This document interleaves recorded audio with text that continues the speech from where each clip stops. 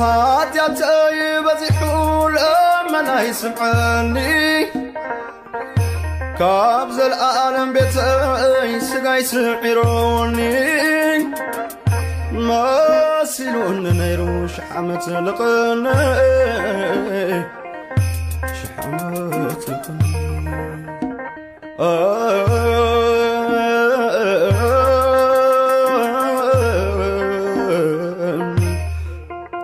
يقرب عليه ناتنا قتا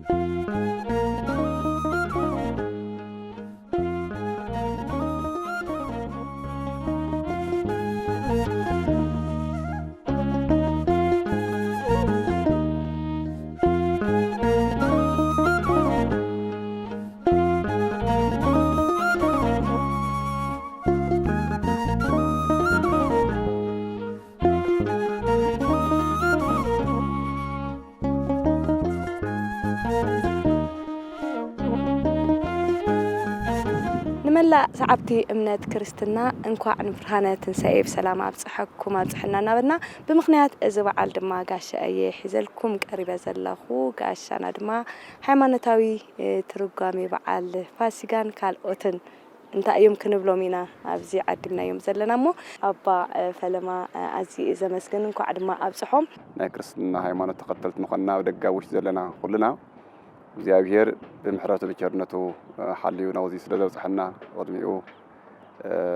እንኳ አውጽሐኩም አውጽሐና ይብል ንአኹውን እንኳ አውጽሐኪ ሁሉና እንኳ አውጽሐና ይብል አሜን አቦዋይ ከምቲ ዝፍለጥ በዓል ፋሲጋ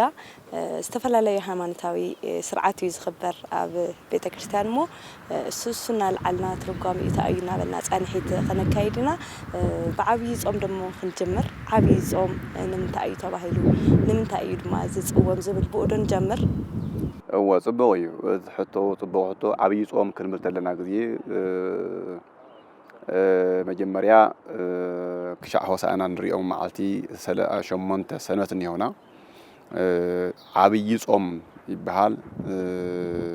ጾም 40 ይበሃል ጾም ክርስቶስ ጾም ኢየሱስ ይበሃል ብዙሕ ስያሜ እንህዎ እዮም ካው ብዙኾነ ግን 40 ጾም ተባሂሉ ወይ ከዓ ጾም 40 ተባሂሉ በትግርኛ ጾም 40 ተባሂሉ ይንገር ማለት እዩ እዚ ንምንታይ ተይልናዮ ክርስቶስ ካብ ሰማይ ወሪዱ ካብ ቅድስት ድንግል ማርያም ተወሊዱ ኣብ ገዳመ ቆሮንቶስ 40 መዓልቲ 40 ለይቲ ተበልዐ ተሰተ እግሩ ተዓጸፈ እንጾም ጾም ስለዝኾነ ተዋና ጾም 40 ጾም ክባሃል ዘሎ ግዜ ናይ ክርስቶስ ጾም ስለዝኾነ 40 ጾም ክርስቶስ ጾም ኢየሱስ ተወሊዱ ይንገር ማለት እዩ ነገር ግን ሕጋ ኸባሪ ስለዝኾነ ክርስቶስ ዝነበረ ሕጊ ክፍጽም ብሕጊ ክሽዕ ስለዘይመጸ ኣዳም ዛ 40 ጾም እዚ ኣዳም ጸይምዎ እዩ ነቢያት ጸይሞሞ እዮም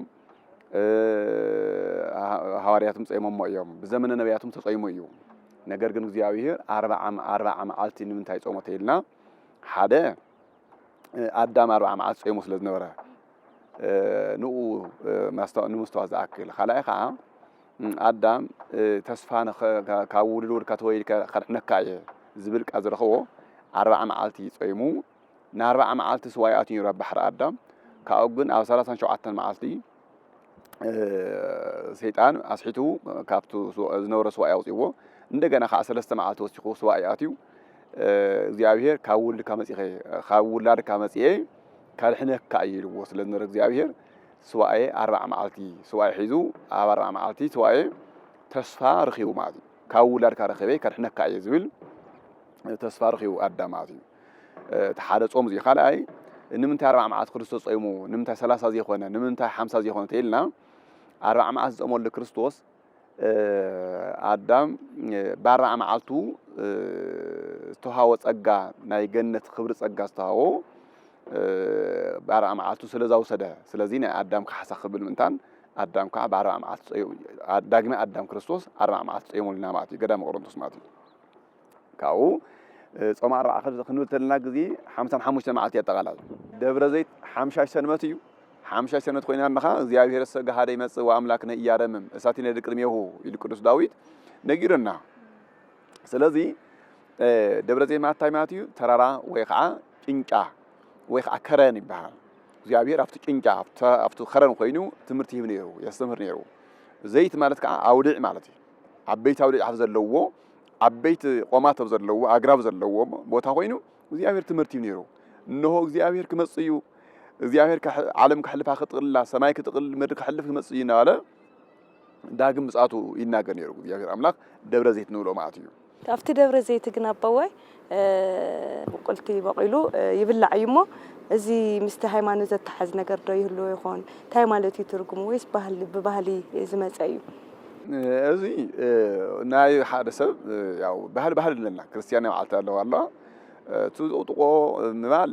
ያው በዓል ክገልጽ ተዋሂል እዩ አቦታትና ዘቀመጥዎ ስርዓት እዩ ብስርዓት እንበር ምስ መጽሐፍ ቅዱስ ተሓዘ ይኮን እዩ ግን ስርዓት አቦታትና ነቱ በዓል ክገልጽ ዝግል ለምሳሌ በዓል ክባህል ለግዜ ስዋ ይጽወም ይጽመው ሕምባሻ ይገገር እንጀራ ይቀርብ መሶብ ይቀርብ خداونتي ጻላት خدን እዚ ብሙሉ ናይ ሓደ ሃገር ናይ ሓደ እምነት መግለጽ እዩ ግለጽ እዩ በባህሊ ትውፊትም ኮይኑ ዝመጽ እዩ ባህላዊ ኮይኑ ዝመጽ እዩ ስለዚ ደብረ ዘይት ማለት እግዚአብሔር ዳግም ምጽአቱ ዓለም ከሕልፈሉ ዝኽእል ዘመን ምምጻኡ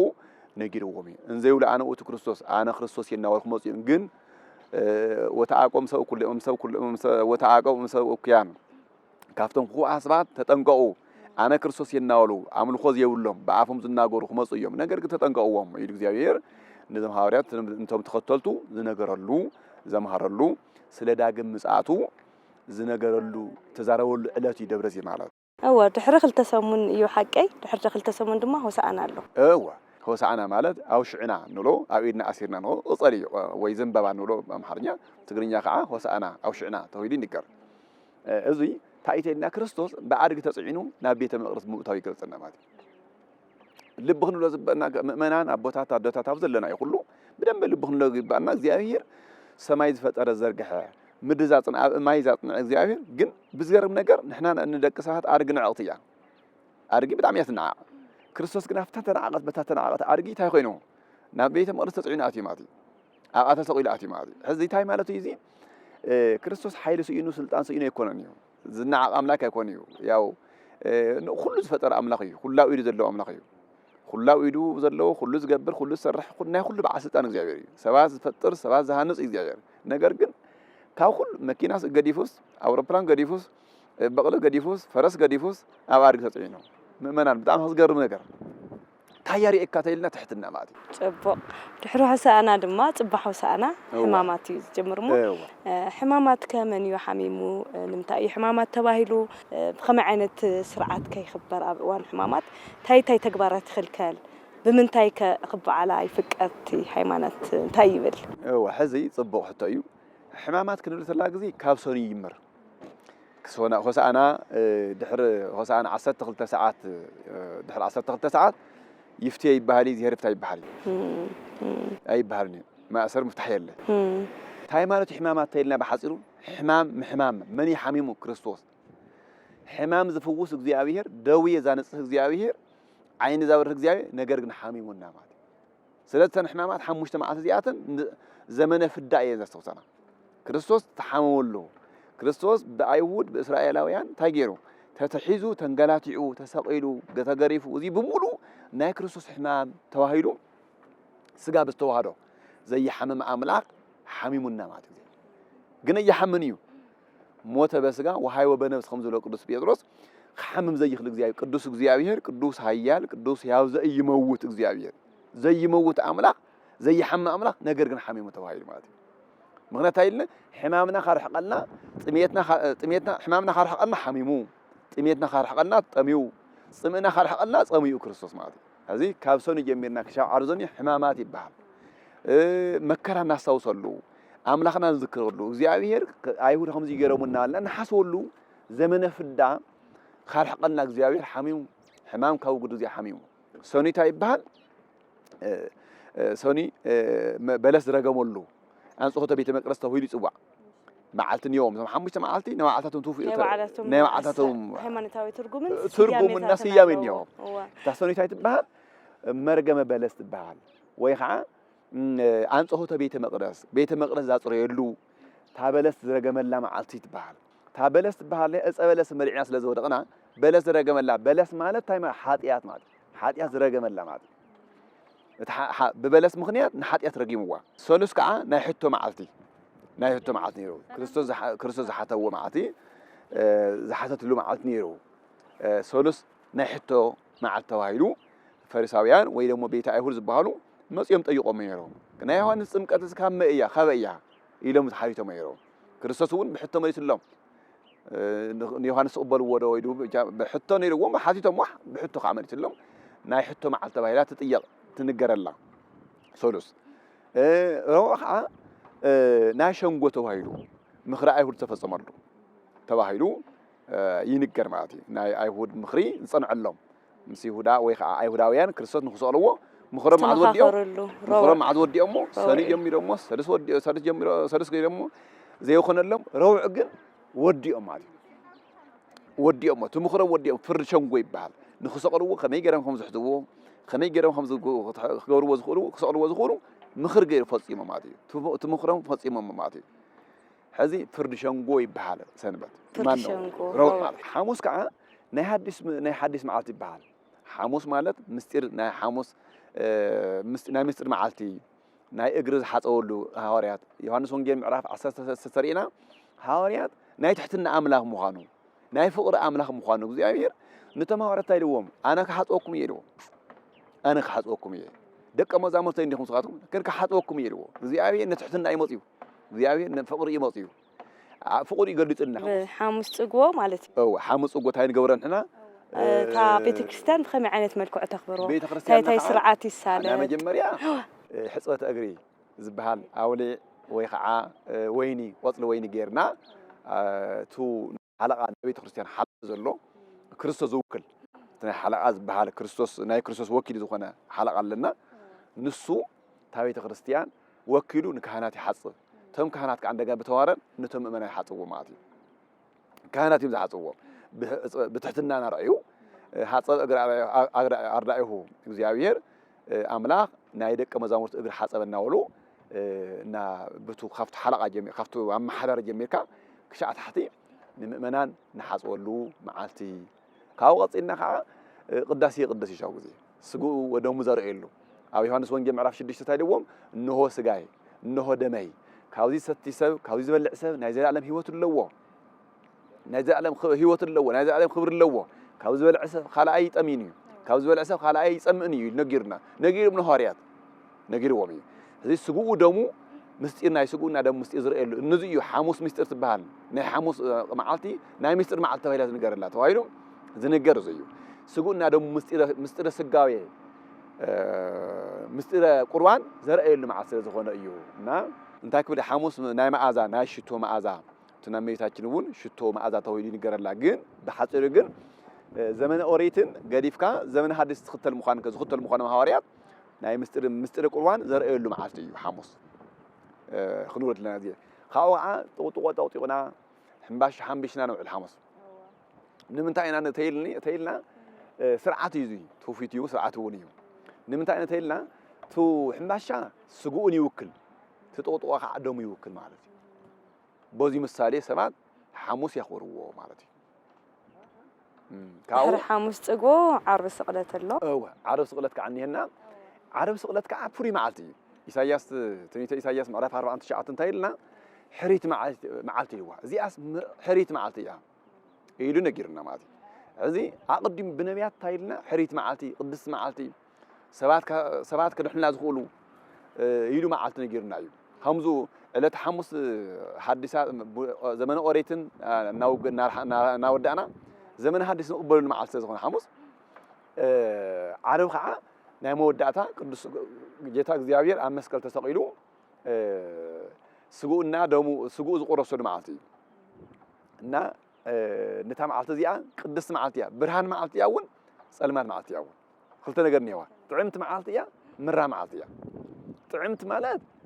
ድሕር ስቅለ ዘንዮ ንረኽቦ ህይወት ስለ ዘሎ ማለት እዩ መራማሪ ግን ክርስቶስ 6666 ግርፋት ተገረፈላ ጸልማት ዝኾነትላ ኣብዚ ሰዓት ኣብዚ ግዚኡ ጸልማት ዝኾነ ፀሓይ ብርሃና ዝኸለትሉ ወርሕን ደም ዝኾነትሉ ከዋክብቲ ዝረገፍሉ መዓልቲ ስለ ዝኾነ ከባድ መዓልቲ እውን ብርሃን መዓልቲ እውን ክልተ ነገር እኒአዋ ዓርቢ ተሰቕለት ተዘይስቀል ክርስቶስ ንሕና ጥዑም ክንረክብ ኢና ሓዲሳት ክምስረተ ይኽእል ምሕረት ክርከብ ይኽእል ካብ ዓመተ ምህረት ካብ ዓመተ ዓለም ናብ ዓመተ ምህረት ንሻገረሉ መዓልቲ ዝኾነ ዓመተ ፍዳ ዓመተ ኮኔ ዓመተ ሓጢያት ነይሩ እዚ ብሙሉ ገዲፍና ናብ ዓመተ ምህረት ናይ ምሕረት ግዜ ንሻገረላ መዓልቲ ዓርቢ ከዓ ተይተስቕለትና ናይ ክርስቶስ ምስቃር ኢና እና ናብ ሓድሽ ዓመተ ምህረት ንመፀል ማትና ዓርቢ ካብ ዓርቢ ንጉሆ ጀሚርካ ክሻብ ሰዓት 6 ዘንዮ ብርሃን ነይሩ ካብ ሰዓት 6 ጀሚርከን ክሻብ ሰዓት 9 ኻ ጸልማት ካብ ሰዓት 9 ጀሚርካ ናብ ሰዓት 11 ኻ ብርሃን ነይሩ ስለዚ ሰለስተ ለይትን ሰለስተ መዓልትን እግዚአብሔር ኣብ ከርሰ መቃብር ሓዲሩ ክበሃል ተለ ግዜ ካብዚ ተቆፂሩ እዩ ካብዚ ተቆፂሩ ስለዚ ሰለስተ መዓልት ሰለስተ ለይት ማለት ካብዚ ተቆፂሩ ሰለስተ መዓልትን ሰለስተ ተባሂሉ ይግመት ይንገር ማለት እዩ ባቦታትና ቤተክርስትያንና ትነግሮ ማለት እዩ ዓርብ ስቕለት ካልኣይ እንታይ ንገብር ናኽፍሎ ንጠልቕ ማለት እዩ ትግርኛ ጥልቀት ዝበሃል ነው ጥልቀት ንምንታይ እዩ ተይልና ሐዋርያት ወልደ እግዚአብሔር ወልደ ጓለ እመሕያው ወልደ ማርያም ሰለስተ መዓልቲ ሰለስተ ለይታ መቃብር ሓዲሩ ክለዓል እዩ ዝብል ቃል ነጊርዎም እዩ ሐዋርያት ካብቶም ሐዋርያት በተለይ ያዕቆብና ዮሐንስ አገሮም ካብ ዓርቢ ካብ ሐሙስ መሰ ጀሚሮም ጸይሞም ማለት እዩ ካብ ሐሙስ እውን ጀመር እዩ ነገሩ እዚ አቦታት ናብ ገዳም ዘለው ሰንበት ምሸት ሆሳዕና ሰንበት ምሸት በሊዖም ሰንበት ፋሲካ ይበልዑ እዮም ከይበልዑ ሰሙን ሙሉ ዝቁንያው ገዳማት ነይሩ ዝገርም ነገር ንፈልጦም አቦታት ነይሩ ሰንበት ሆሳዕና ምሸት በሊዖም ሰንበት ትንሳኤ ቅዳሴ ምስተቀደሰ እኽሊ ጥዕሙ ማይ ይሰትዩ እዚ ብሙሉ ተይበልዑ እግዚአብሔር ሓይሊ ይቦም አምላክ ዝኣመነ ሰብ ሓያል እዩ ሓይሎም ውእቱ እግዚአብሔር ለለ ይፈርዎ እግዚአብሔር ንዘፈርሕዎ ሰባት ሓይሎም እዩ ጥሜት ኣያጥምዮም እዩ ኣያርክሞምን እዩ ኣያፅምኦምን እዩ እግዚአብሔር ዳዊት ነጊርና እዩ ስለዚ ዓርቢ ነኽፍሎ ወይ ከዓ ንጠልቕ ጥልቀት ካብ ምንታይ መፅእ ኢልና ሰለስተ መዓልትና ሰለስተ ለይትን ሓዲሩ ክለዓል ዝብል ቃል ስለ ዝነበረ ንሕና ናይ ክርስቶስ ትንሳኤ ተይረኣና ኣይንበልዕን ኢሎም ኣይንሰትንና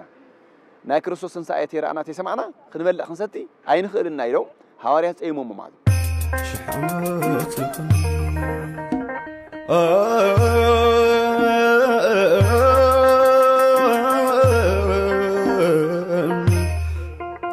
ይቅረበ ሃሌ ናትናገዛ ኣብ ዓርቢ ስቕለት ኢየሱስ ክርስቶስ ተሰቀለሉ 6666 ግርፋት ዝተቀበለሉ መዓልቲ እዩ መዓልቲ ብርሃንን መዓልቲ ስቃይን እውን ያይሎምን እየሞ ብኸመይ ዓይነት መልክዑ ከይኽበር ኣብቲ ቤተ ክርስቲያን ካብ ቤተ ክርስቲያን ቅድም ኢልካ ዓርቢ ስቕለት ቅድም ኢልካ ሰዓት 9 ይድወል ሰዓት 9 ተደውሉ እተው ካብኡ ጀሚርካ እዩ ስርዓት ዝከናወን ብሙሉ ሕዚ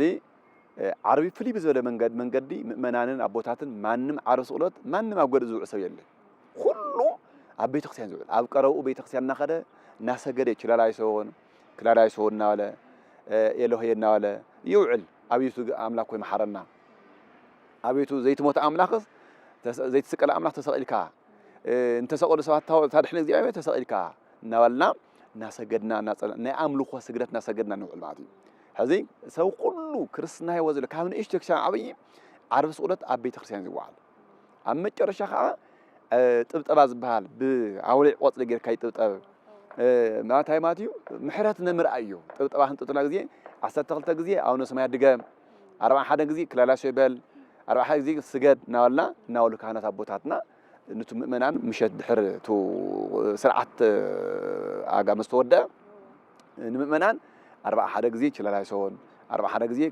ስግደት 12 ግዜ ኣቡነ ሰማያት ድገሙ እናበሉ ቅድሚና ብሰላም ናብ ገዛኹም እተው ቅድሚ ምባሉ ማለት ቅድሚ ናብ ገዛኹም ካዱ ማሎም ጸሎት ኩሉ መስተወድአ 400 እግዚኦት ኣሎ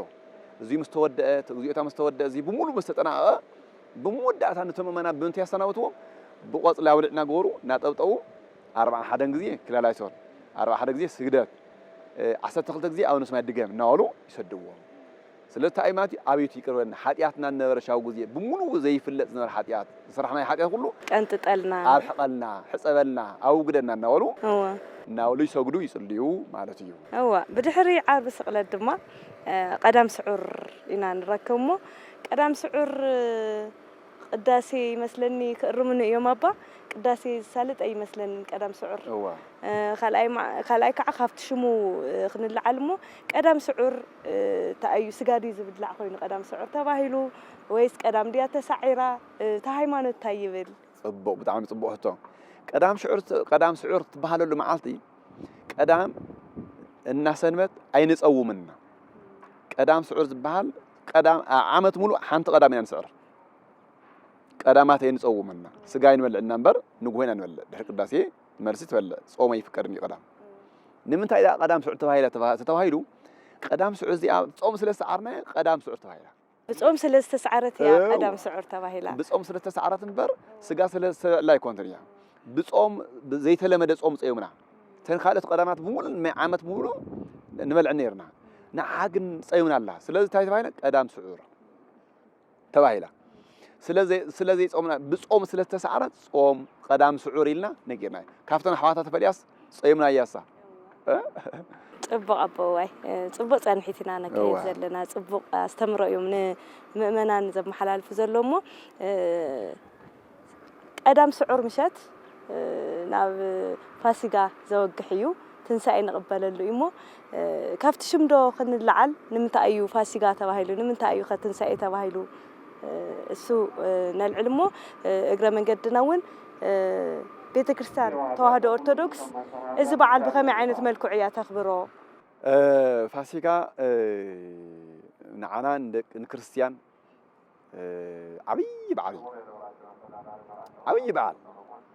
ዓብይ በዓልና እዩ ክብትለው ፋሲካ ማለት ምሕላፍ ማለት እዩ ፋሲካ ማለት ካብ ጸልማት ናብ ብርሃን ምሽጋ ማለት ፋሲካ ማለት ካብ ሞት ናብ ህይወት ምሽጋ ማለት ፋሲካ ማለት ክብሪ ምርካብ ማለት ፋሲካ ማለት ህይወት ምርካብ ማለት ህይወት ክበና እግዚአብሔር ተሰቀለ እግዚአብሔር ፋሲካና ክርስቶስ እዩ ንደቅ ሰባት ፋሲካና መታዩ ክርስቶስ ኢየሱስ እዩ ፋሲካ ወተንሳ እግዚአብሔር ከመዘንቀ ሀምነዋ ኣብ ለይቲ ሰንበት ለይቲ ሰዓት 6 ቅዳሴና አቱ ካብ ምሸት ሰዓት 12 ጀሚርና ናይ ቅዱስ ያሬድ መዝሙር ማህሌት ይقوم ተቆም ይحድር ካው ምስተቆመ ከዓ ሰዓት 6 ናለይቲ ሰዓት 6 ማለት በኢትዮጵያ አቋጥራ ወተንሳ እግዚአብሔር ከመዘንቀ ሀምነዋ ክርስቶስ ቀደመ ተንሳውን ኩሎም ሙታን ናለ ቅዱስ ያሬድ ነጊርና እዩ ቀዲሙ ሞትና ሽኒፉ ተስኢልና ሞት ዝበሃል አሸናፊ ነይሩ ሕዚ ግን ተሸኒፉ ጸልማት ዝበሃል አሸናፊ ነይሩ ሕዚ ግን በሪሁ ብርሃን ለዊሱ ብርሃን ተጎናጺፉ ብርሃን አልዊሱ ካብ ሲኦል ናብ ገነት አሻግር ሻቦዋይ ኣብ መወዳእታ ንምእመና ዘመሓላልፎ መልእኽቲ እንድሕር ደኣሃልዩ ዕድል ንኸበኩም ኣብ ዘለኹም ሃለው ክርስቲያን ኩልኹም ደቂ ክርስቶስ ወልደ እግዚአብሔር ዝኾንኩ ሰባት ሁሉ ኣብ ደገ ኣብ ወጻኢ ኣብ ውሽጢ ኣገር ዝነብሩ ሰባት ካብ ሕማም ኣርሒቑ እግዚአብሔር ካብ ሰላምና ፍቕሪ ኣብዚሑ ንኸብዕለልና ናይ ሰላም ናይ ደስታ ናይ ፍቕሪ በዓል እግዚአብሔር እናምልኾሉ በዓል ይግበረልና ሕዚ እውን ደግምና እንኳዕ ንብርሃነ ትንሳኤ ብሰላም ኣብፅሐኩም ኣብፅሐና እናበልና ናይ ሎሚ ምድላዋትና ኣብዚ እየ ክዛዝም ዙፋን ገብረ ማርያም ሓቢረኩም ጸኒሐ ሰናይ ቅንያት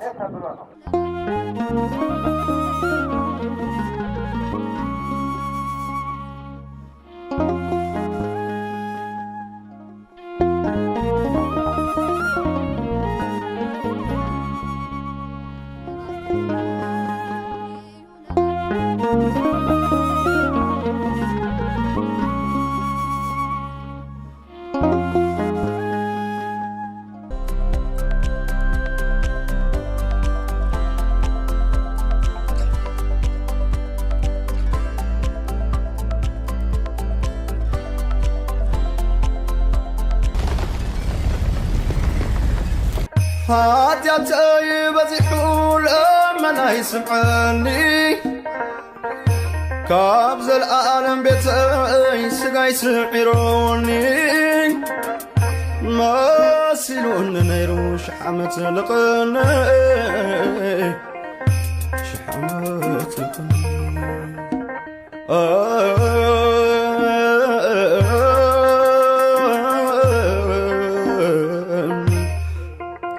يقرب عليه ناتنا قتا